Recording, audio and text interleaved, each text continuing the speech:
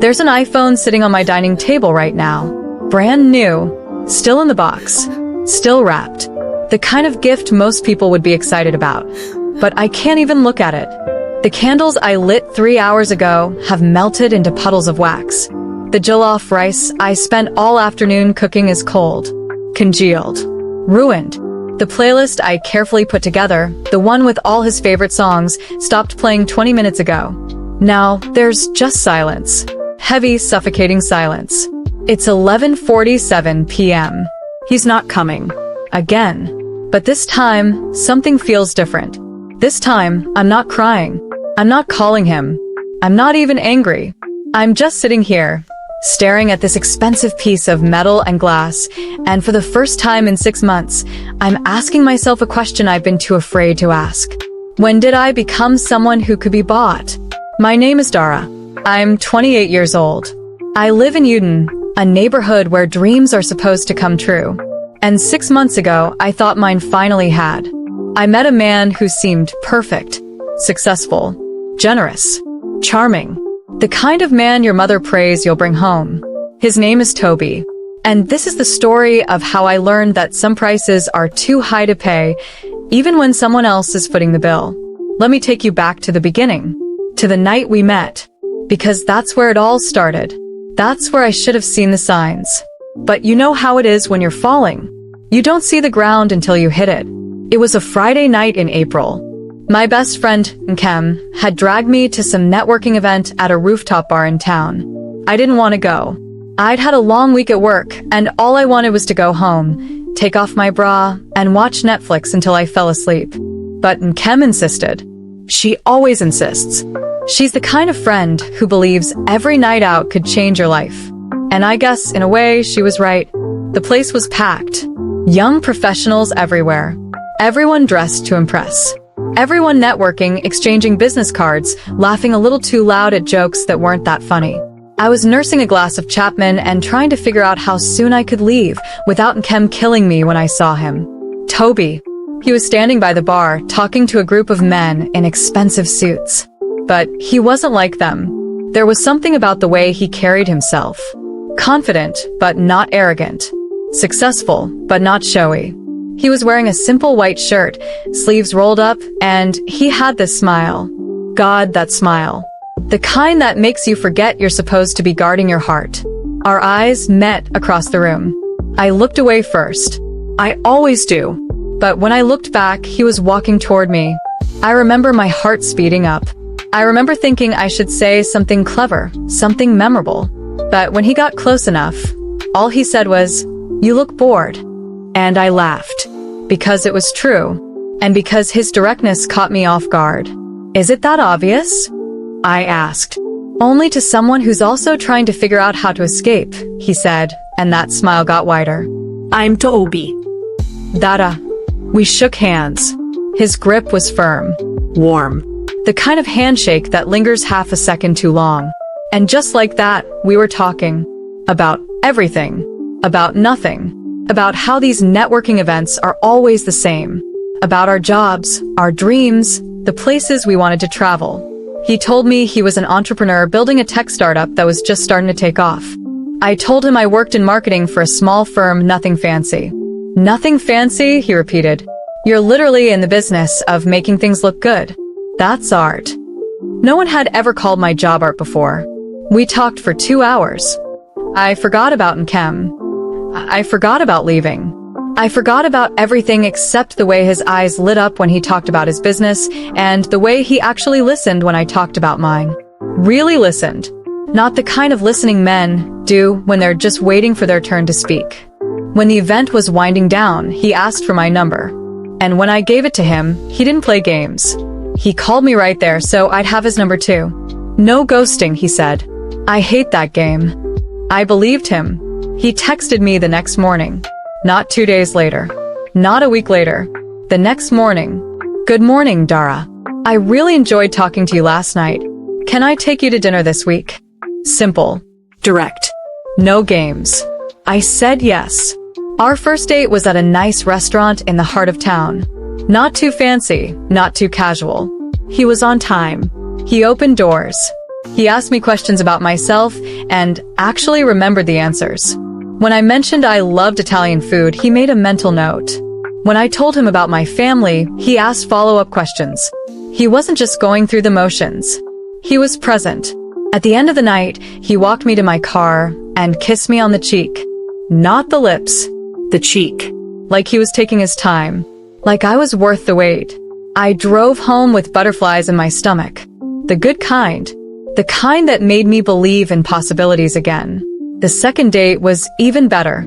And the third. By the fourth date, we were official. And by the end of the first month, I was convinced I'd found something real. Looking back now, I can see it. The pattern. But when you're in it, when you're falling, you don't see patterns. You see moments. And the moments felt real. He started sending me flowers at work. Just because. My colleagues would ooh and ah, and I'd blush and pretend to be annoyed. But secretly I loved it. I loved feeling chosen. I loved feeling special. Then came the first gift. A handbag. A beautiful, expensive handbag. Michael Kors. I'd mentioned it once, in passing, while we were window shopping.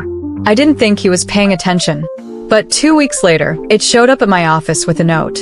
Because you deserve beautiful things. I should have said it was too much. I should have told him I couldn't accept something that expensive so early in the relationship. But I didn't. Because it felt good.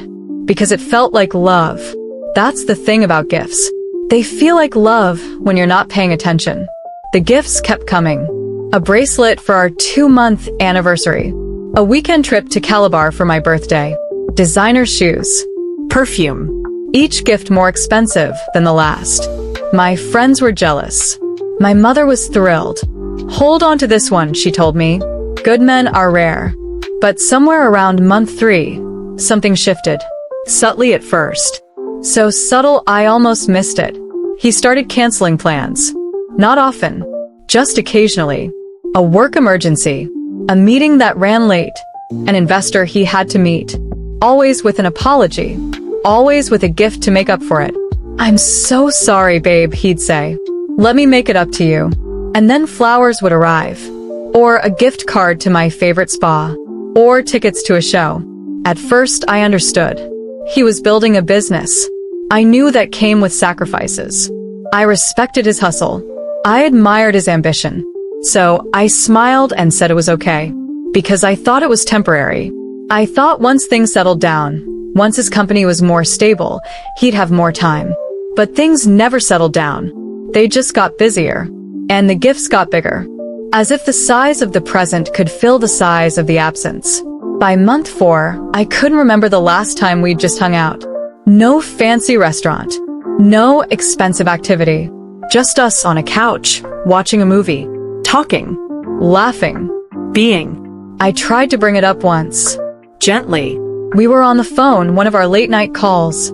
Those had become our primary form of communication. Late-night phone calls. After he was done with work. After he was done with everyone else. Toby, I said carefully, do you think maybe this weekend we could just stay in? Order food, watch a movie, just relax? There was a pause. Then, babe, I've got that conference this weekend, remember? But I'll make it up to you. I promise. You always say that, I said before I could stop myself. Another pause. Longer this time. What's that supposed to mean? I backtracked immediately. Nothing. I just miss you. That's all. I miss you too, he said, but his voice had that edge to it. That defensive edge. You know I'm doing all this for us, right? Building something real. Something that'll give us the life we want. And there it was. The line that would become his go-to excuse. For us. As if his absence was actually a form of presence. As if building a future together meant sacrificing the present. I told myself I was being selfish, needy, ungrateful. Here was a man working hard, building an empire, and I was complaining about movie nights? What kind of supportive partner was I? So I pushed the feeling down. I smiled. I said I understood. And when a designer watch showed up at my door that weekend, I posted it on Instagram with the caption blessed and a heart emoji. But late at night, when I was alone, I'd scroll through my camera roll. looking at photos of us from the early days. Pictures where we were both smiling. Really smiling. Not posing. Not performing. Just happy. I couldn't remember the last time we'd taken a photo like that. Month 5 was when things really started to unravel. Though I didn't know it yet. I was still holding on, still believing, still telling myself that love requires patience. We were supposed to go to a wedding together. My cousin's wedding. I told him about it weeks in advance. Bought a dress. Got my hair done. I was excited. Not just for the wedding, but because it meant spending a whole day together. No work. No distractions. Just us. The morning of the wedding, I was putting on my makeup when my phone buzzed. A text from Toby. Babe, I'm so sorry. Investor emergency. Have to fly to Uden today. I'll make it up to you, I promise. I stared at the message for a long time. I could feel something cracking inside me. Something I'd been trying to hold together. I called him. He didn't answer. I called again. Still no answer. Finally, he texted back. Can't talk right now. At the airport. I'm really sorry. I know you're upset. I'll call you later. I went to the wedding alone. Smiled through all the questions. Where's your boyfriend? I thought you were bringing someone? Is everything okay? He had a work emergency. I said over and over. You know how it is. But I didn't know how it was anymore. I didn't know if this was normal. If this was what successful relationships looked like. If this was the price you paid for dating an ambitious man. 2 days later, a package arrived. A Hermes bag. The kind I'd seen in magazines. The kind I never thought I'd own. There was a note inside. I know I messed up. You deserve the world. I'm working on being better. I love you. I held that bag in my hands and felt nothing. Well, not nothing. I felt tired. Bone tired. The kind of tired that comes from pretending everything is fine when it's not. But I posted it on Instagram anyway. Because what else was I supposed to do? Tell people the truth? That I'd trade this 500,000 bag for one uninterrupted dinner? That I'd give back every gift if it meant having him actually present? No one wants to hear that. Especially not when you're living the life everyone thinks they want. My friend Kem came over that night. She saw the bag sitting on my couch, still in its dust cover. She whistled. Girl, Toby is really spoiling you. You better hold on to that man. I smiled. Yeah. She looked at me closer. You okay? Ivy fine ilid. Just tired. She didn't push. No one ever does. Because from the outside, everything looked perfect. And maybe that was the problem. Maybe if things had been obviously bad, if he'd been obviously wrong, it would have been easier to leave. But he wasn't bad. He wasn't abusive. He wasn't cheating. He was just absent. And absence is harder to fight than presence. How do you argue with someone who's not there? That's when I started to notice things I'd been ignoring. Little things. Big things. All the things. I noticed that all his texts came late at night. After midnight. When he was finally done with his day. When everyone else had gotten his time and attention. I was the last thought. The afterthought. I noticed that our conversations were always rushed.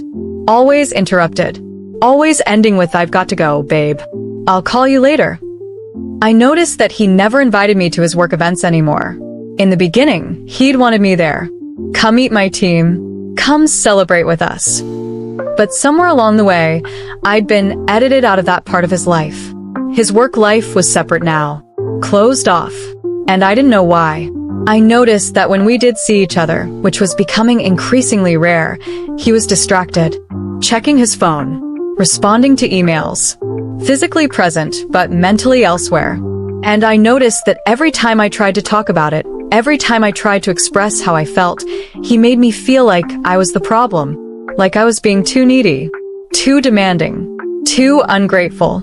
Do you know how many women would kill to be in your position? He'd said once during an argument. We'd been on the phone. I'd asked him if he could please, just once, turn off his phone during our dinner date that weekend. I'm not other women, I'd said quietly. Clearly, he'd replied. And I didn't know if that was a compliment or an insult. We didn't talk for 2 days after that. Then flowers arrived at my office. 2 dozen roses. My colleague swooned. I smiled and put them in water and felt absolutely nothing. Month 6. The month where everything came to a head. Though I didn't know it was coming. Or maybe I did. Maybe part of me had been building toward this moment for a while. It was a Thursday. A regular, unremarkable Thursday in October. Toby had been even busier than usual. Some big deal. He was closing. He'd barely called all week. Just sporadic texts. Thinking of you. Miss you. This will all be worth it. But I decided to do something spontaneous. Something to remind him, and maybe myself, of what we used to have. I decided to cook dinner. A proper dinner. His favorite meal. Jollof rice with fried plantain and chicken. The way his mother made it, he'd told me once. I went to the market after work. Got the freshest ingredients. Came home and spent hours in the kitchen. I set the table with candles. Downloaded a playlist of his favorite songs. I even put on a dress. A nice one. Not too fancy, but nice enough to show I'd made an effort. I texted him at 6 p.m. Hey babe, I know you've been stressed. I made dinner. Can you come over tonight? I miss you. He read it immediately. The 2 blue ticks appeared, but no response. Not right away. 10 minutes later, he replied. That's so sweet, babe. What time? Anytime. I'm home all night. Just us. Okay, let me wrap up here. I'll be there by 8. 8 o'clock came and went. The food was ready. The candles were lit. The music was playing. I sat at the table and waited. 8:30. I sent a text. Almost here? No response. 9 o'clock. I called. It went to voicemail. 9:30. I called again. This time he answered. I could hear noise in the background. Voices. Laughter. Music. Babe, I'm so sorry, he said, and I could barely hear him. This meeting turned into a whole thing. I don't think I can make it tonight. I looked at the candles burning down. At the food getting cold. At the effort I'd put in. Where are you? Just wrapping up with some potential investors. It's important. More important than this? I asked quietly. There was a pause. That's not fair, Dara. You're right, I said. It's not fair. None of this is fair. Look, I can't do this right now. I'll call you tomorrow, okay? We'll talk. And he hung up. I sat there for a long time. Just sat there. Staring at the candles. At the food. At the table set for 2, when there was only 1. Around 11, the doorbell rang. I thought maybe he'd changed his mind. Maybe he'd left early and come after all. Maybe there was still hope. But when I opened the door, it wasn't Toby. It was a delivery guy holding a package. Delivery for Miss Dara, he said cheerfully. I signed for it. Closed the door. Opened the box. Inside was the latest iPhone. Brand new. Top of the line. And a note. Sorry, love. Let's talk tomorrow. I set the box on the dining table. Next to the cold food. Next to the melted candles. Next to the dead dream. And for the first time in 6 months, I let myself feel everything I'd been pushing down. The disappointment. The loneliness. The realization that I'd been lying to myself. That this wasn't love. This was something else. Something that looked like love, but felt like abandonment. And I cried. Not pretty crying. Not the kind you see in movies. Ugly crying. The kind that comes from somewhere deep. The kind that's been building for months. I cried until I had no tears left. And then I just sat there. In the silence. With the unopened iPhone. With the clarity that sometimes comes after you've hit rock bottom. That's when I knew. This wasn't going to get better. This was what it was. This was what it would always be. A man who showed his love through his wallet instead of his presence. A man who thought gifts could substitute for time. For attention. For actual intimacy. And I had to decide. Right then and there. Was I going to accept this? Was I going to keep pretending this was enough? Or was I going to choose myself? I didn't sleep that night. I stayed up thinking. Remembering. Reflecting. Going through our entire relationship in my mind. Looking for the moment it had shifted. looking for the moment I'd stopped being a priority and started being an obligation. But the truth was, I don't think there was one moment. It was 1,000 small moments. 1,000 small choices he'd made. And 1,000 times I'd accepted it. Because I wanted to be understanding. Because I wanted to be supportive. Because I'd been taught that good women don't complain. Good women are patient. Good women wait. But I was tired of waiting. The next morning, Toby called. Bright and early. Like nothing had happened. Morning, babe. You okay? You were quiet last night. I almost laughed. Quiet. As if that was the problem. We need to talk. I know. I'm sorry about last night. Things just got crazy. When's the last time we actually spent time together? I asked. And I don't mean a rushed dinner between your meetings. I mean actually spent time together. Just talking. Just being. He was quiet for a moment. I don't know. Things have been busy. Things are always busy, Toby. What do you want me to say, Dara? I'm building something. You knew this when we started dating. You said you understood. I did understand. I do understand. But understanding doesn't mean I have to accept being last on your list of priorities. You're not last, he said, and I could hear the defensiveness creeping into his voice. Why are you being like this? Haven't I been good to you? Haven't I given you everything? And there it was. The question that revealed everything. Haven't I given you everything? As if love was a transaction. As if gifts equaled care. As if material things could substitute for emotional presence. You've given me things, Toby. Lots of things. But you haven't given me you. That's not true. When's the last time we had a conversation that lasted more than 10 minutes? Silence. When's the last time you were actually present when we were together? Not checking your phone. Not distracted. Actually present. More silence. When's the last time you chose me over a work commitment? He sighed. Heavy. Frustrated. So, what? I'm supposed to just drop everything? Ignore my responsibilities? My business? No. But you're supposed to make room for me too. I'm not asking you to choose between your work and me. I'm asking you to make space for both. But you haven't. You've made your choice clear. And it's not me. That's not fair. You keep saying that. That things aren't fair. But you know what's really not fair? Making me feel guilty for wanting your time. Making me feel needy for wanting my boyfriend to actually show up. Making me feel ungrateful because I'd rather have you than your gifts. He was quiet for a long time. When he finally spoke, his voice was softer.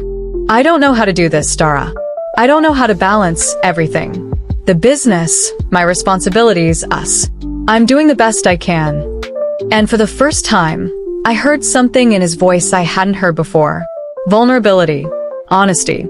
Maybe even a hint of fear. I know you are, I said quietly. But your best isn't what I need. And that's not your fault. But it's also not mine. We just want different things right now. So, what are you saying? I took a deep breath. I think I need some space. Some time to think. Don't do this, he said, and now there was panic in his voice. Don't leave. We can figure this out. I'll do better. I promise. You've been promising to do better for months, Toby. And I believe you mean it when you say it. But then nothing changes. The pattern just repeats. And I can't keep living like this. I can't keep being the last thought. The afterthought. Please, he said. Just give me another chance. One more chance. But I'd given him so many chances already. And each time, I'd convinced myself things would be different. Each time, I'd been disappointed. I need to go, I said softly. Dara, please. Goodbye, Toby. I hung up before he could say anything else. Before I could change my mind. Before the part of me that still loved him could overrule the part of me that loved myself more. He called back immediately. I didn't answer. He called again. And again. Each call went to voicemail. By the afternoon, the calls stopped. But the text started. We need to talk. Don't shut me out. I love you. I'll change. Please. I read each one. Felt the tug. The temptation to respond. To give in. To go back to the familiar pattern. But I didn't. Because I knew if I went back now, nothing would change. We'd have a good week. Maybe two. He'd be attentive, present, and then slowly, gradually, things would slip back to how they were. Because the problem wasn't that he didn't care. The problem was that he didn't know how to prioritize. And I couldn't teach him that. He had to learn it himself. Over the next 2 weeks, I did something I hadn't done in months. I focused on myself. I went out with my friends. Actually went out. Not just quick coffee dates between his schedule. Real long, laughing until my stomach hurt nights out. I took myself on dates. Movies I wanted to see. Restaurants I wanted to try. I rediscovered what it felt like to make plans without having to check if he was available first. Without having to brace myself for the inevitable cancellation. And slowly, painfully slowly, I started to feel like myself again. The version of myself I'd been before Toby. Before I'd learned to shrink my needs to fit his schedule. Before I'd learned to accept crumbs and call it a feast. And Kem noticed. "You seem different," she said one evening. We were at her place drinking wine, watching some terrible reality show. Different how? Lighter. Like you're not carrying something heavy anymore. I smiled. Maybe I'm not. She looked at me seriously. "You really done with him?" I thought about it. Really thought about it. Was I done? Or was I just taking a break? Was this the end or just another chapter in our complicated story? "I think so," I said finally. "I think I have to be. Even with all the gifts, the lifestyle." Especially because of all that, I said. Because it was never about the gifts. It was about feeling like I mattered. And I didn't. Not really. I was convenient. I was there when he had time. But I wasn't a priority. And I can't build a life with someone who sees me as optional. And Kem nodded slowly. "I'm proud of you." For what? For choosing yourself. Those words hit me harder than I expected. Because she was right. That's what this was.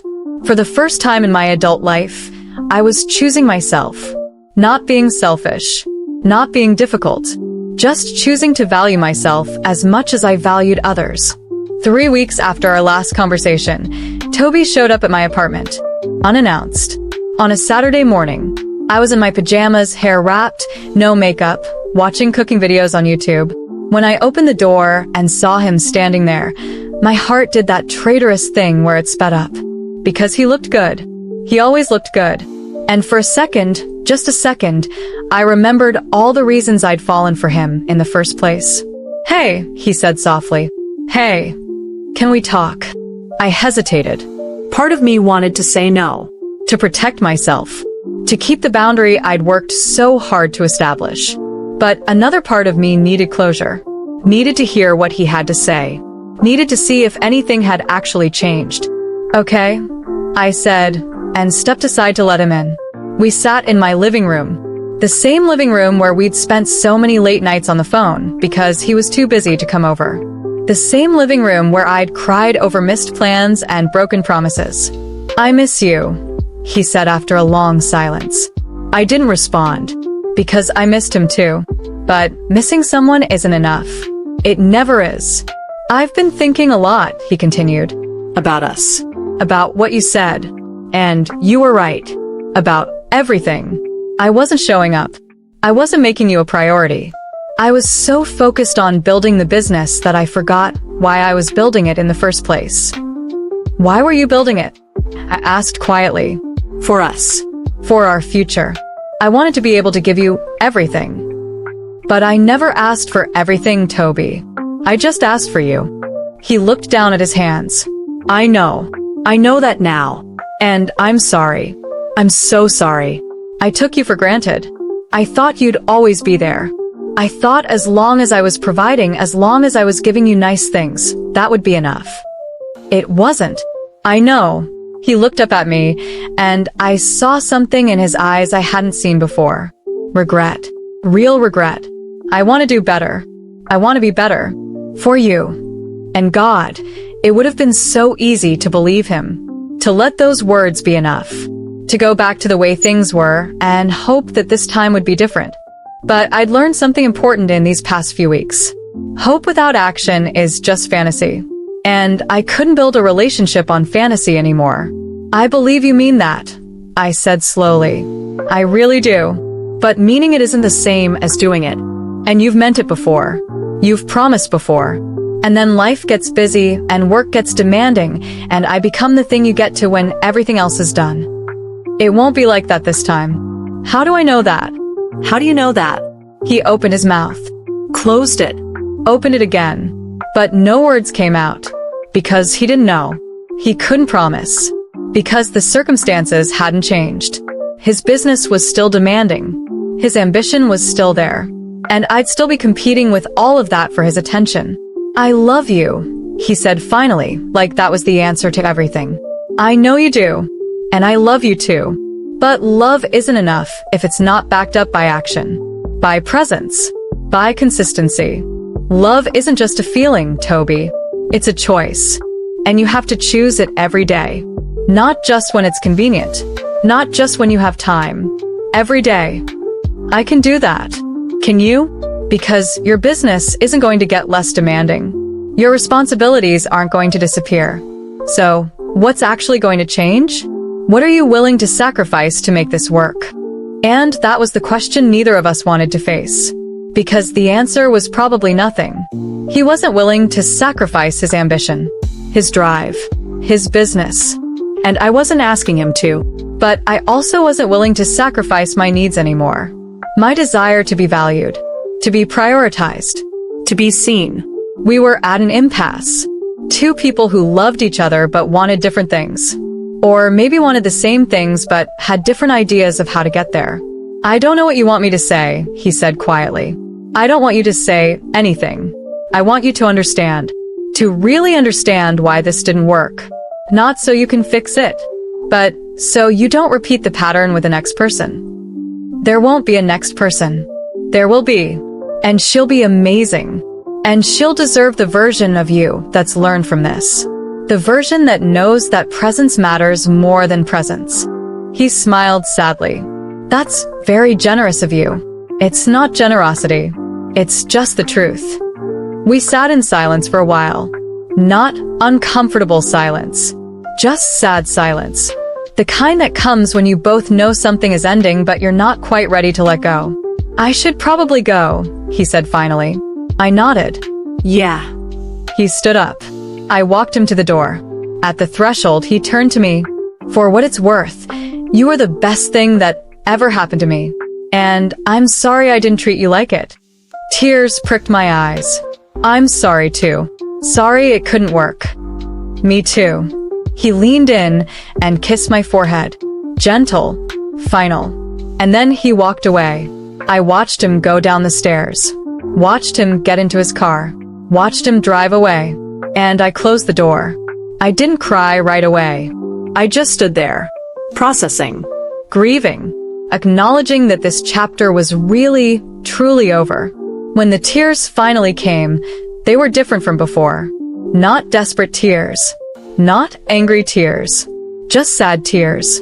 The kind you cry when you lose something that mattered, but you know it was the right choice anyway. Over the next few weeks, I did something unexpected. I started going through all the gifts Toby had given me. The bags. The jewelry. The shoes. The things I'd once been so excited to receive, but now just felt heavy. Burdensome. Like each item carried the weight of an unkept promise. I took pictures of everything. Listed them on resale websites. Designer bags. Luxury watches. Expensive jewelry. All of it. Some people might have called it petty. Vengeful. But it wasn't. It was liberation. Each item I sold felt like releasing a weight. Like shedding a skin I'd outgrown. I wasn't doing it to hurt him. I was doing it to free myself. To let go of the physical reminders of a relationship that had been more about transactions than connection. The money started coming in. Hundreds of thousands. For things I'd never even used. For bags I'd carried twice. For jewelry I'd worn only for Instagram photos. It was staggering, really, to see the monetary value of our relationship laid out in bank transfers. And as the money accumulated, I knew exactly what I wanted to do with it. I'd been following this women's shelter in Romei for a while. A place that helped women rebuild their lives after leaving difficult situations. Women who were starting over with nothing but courage and determination. Women who needed support more than I ever had. I reached out to them. Explained what I wanted to do. They were grateful, almost overwhelmed. And when I finally made the donation, the full amount from selling everything he'd given me, I felt something I hadn't felt in months. Peace. Not happiness. Not quite yet. But peace. The kind that comes from knowing you made the right choice even when it was hard. The kind that comes from turning pain into purpose. The shelter sent me photos later of the supplies they were able to buy, the programs they could expand, the women they could help. And I thought about how funny life is. How something that had once represented everything wrong in my relationship had been transformed into something that could help others. From ashes to beauty. From hurt to healing.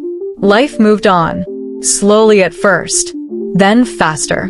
I threw myself into work. Got a promotion. Started taking on projects I'd been too distracted to focus on before. I reconnected with friends I'd neglected. Took up hobbies I'd abandoned. Remembered who I was outside of being someone's girlfriend. And 3 months later, on a random Tuesday afternoon, my phone buzzed with a text from an unknown number. But I recognized it immediately. Toby. He must have gotten a new phone. I finally understand what you meant. Can we talk? I stared at that message for a long time. Read it over and over. Felt the familiar pull. The curiosity. The tiny voice in my head asking, what if? What if he really has changed? What if this time could be different? But then I looked around my apartment.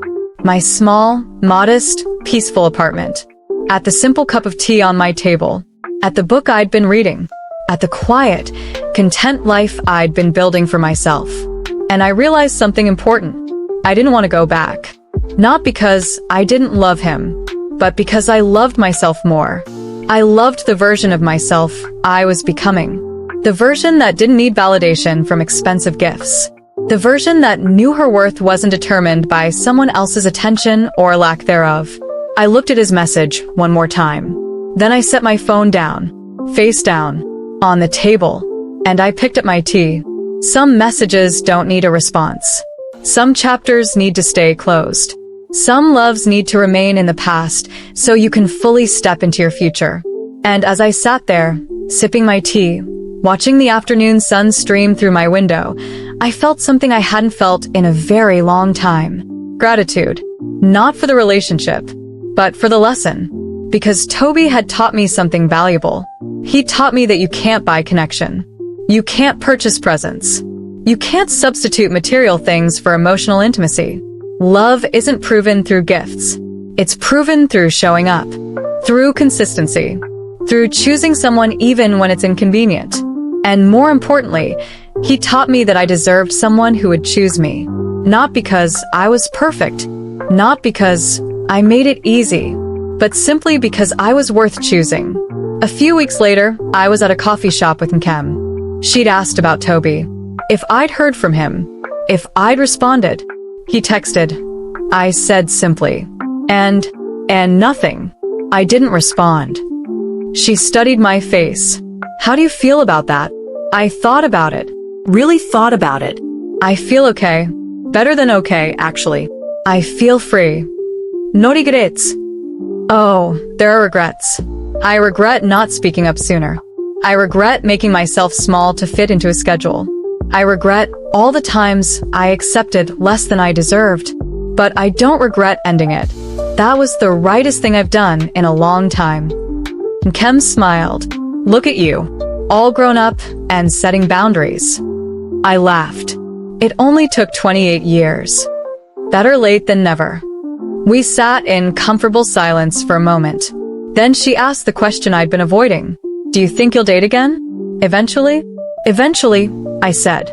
But not right now. Right now I'm dating myself. Taking myself out. Learning what I like. What I don't like. What I'm willing to compromise on, and what I'm not.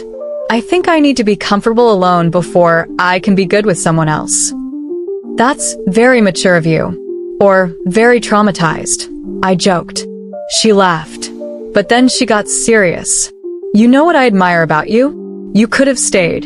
So many women would have stayed, would have convinced themselves that the lifestyle was worth the loneliness.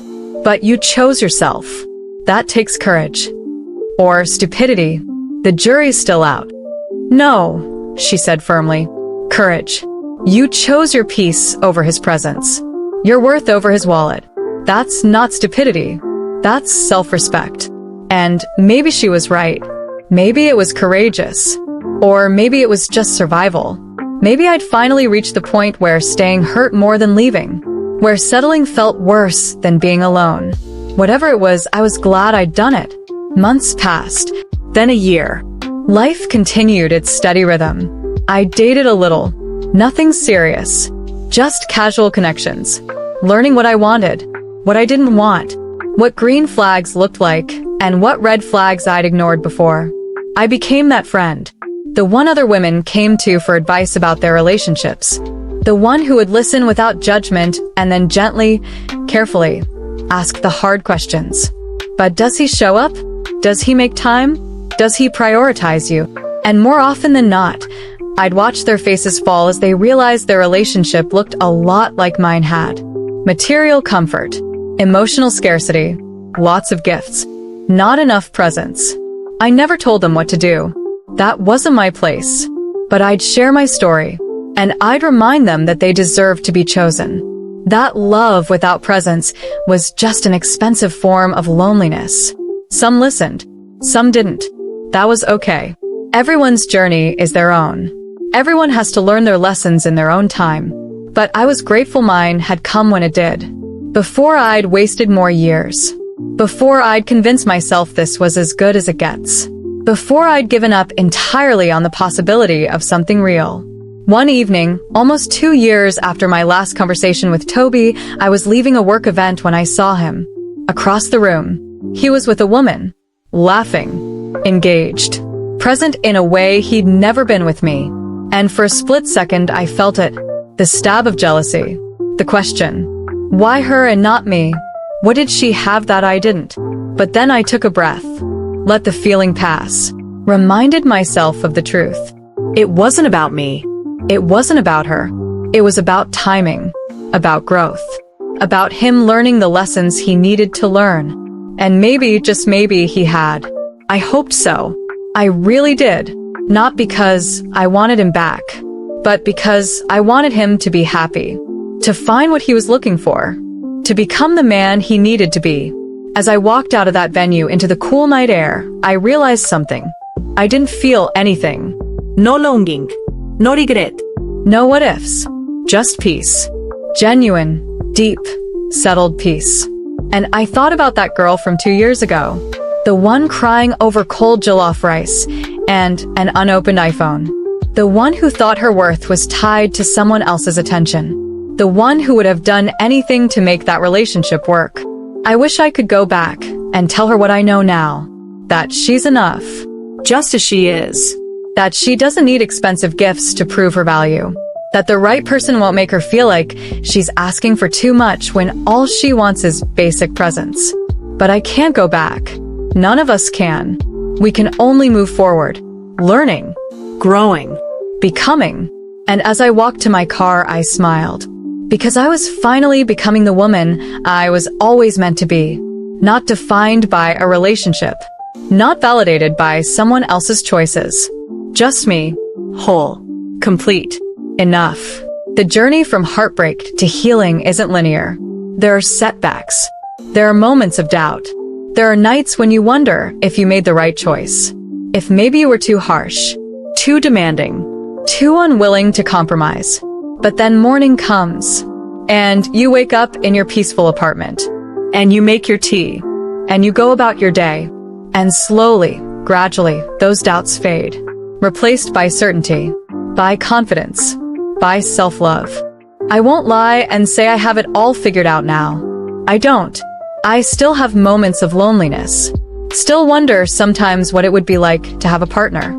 Still catch myself scrolling through couples' photos on social media and feeling that familiar ache. But I also know something I didn't know before. I know that being alone is better than being lonely in a relationship. I know that my company is enough. I know that I'd rather have genuine peace than performative partnership. And most importantly, I know that when the right person comes along, if the right person comes along, I'll recognize them.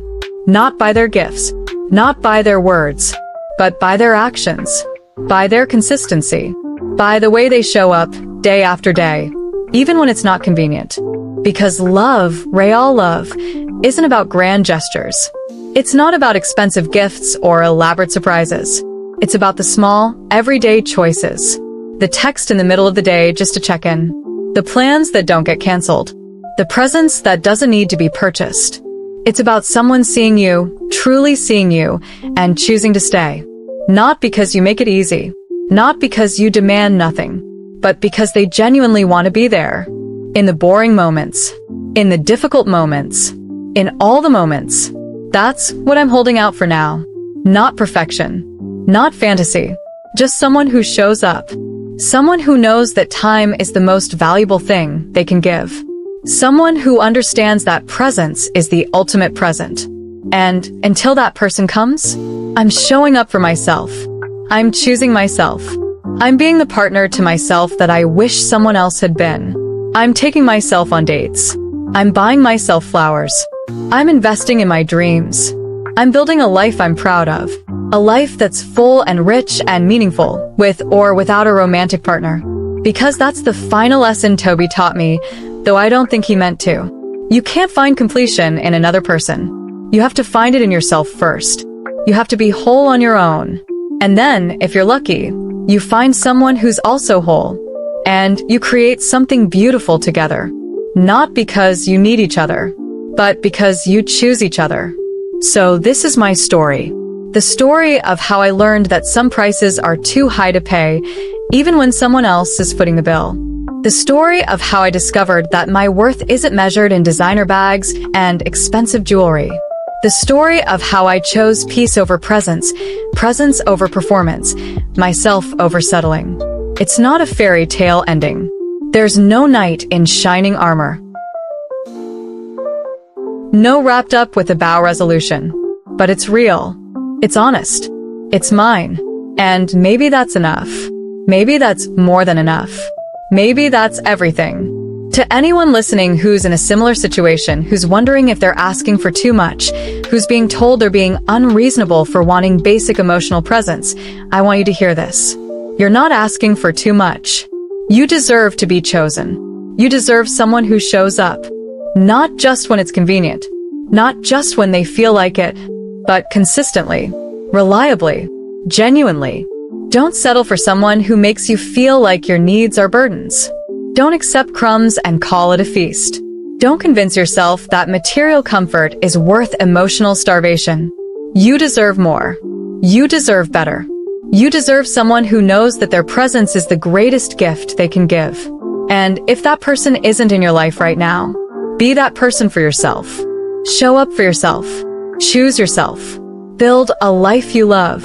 Because when you do that, when you become whole on your own, you stop accepting less than you deserve. You stop settling. You stop making yourself small to fit into someone else's schedule. This is my truth. My story. My journey from heartbreak to healing. From settling to self-love. From material comfort to emotional peace. And I'm still writing it. Still learning. Still growing. Still becoming. But I'm doing it on my own terms now. In my own time. With my own priorities. And that, more than any expensive gift, more than any grand gesture, more than anything else, is true freedom. Peace doesn't come in a box. Love doesn't arrive by delivery. Connection can't be purchased. And your worth isn't determined by what someone is willing to buy you. It's determined by you. By how you see yourself. By how you treat yourself. By how you show up for yourself. Remember that. Hold on to that. Believe that. You are enough. Just as you are. With or without the gifts. With or without the relationship. With or without anyone else's validation.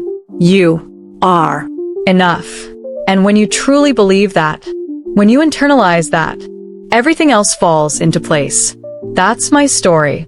That's my lesson. That's my truth. And I'm grateful for every moment of it.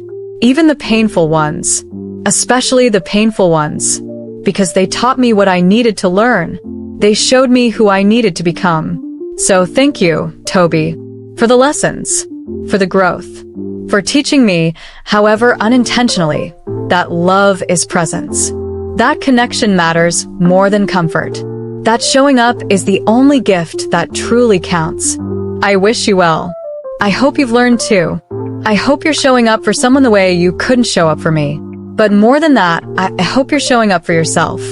Learning to be present, to be vulnerable, to be real. Because that's what we all deserve. Not perfect partners. Not fairy tale endings. Just real, genuine, present human connection. That's worth more than all the designer bags in the world. If this story hit close to home, don't forget to like, comment, and subscribe. Share it with someone who needs to hear that they are worth more than empty promises and pretty gifts.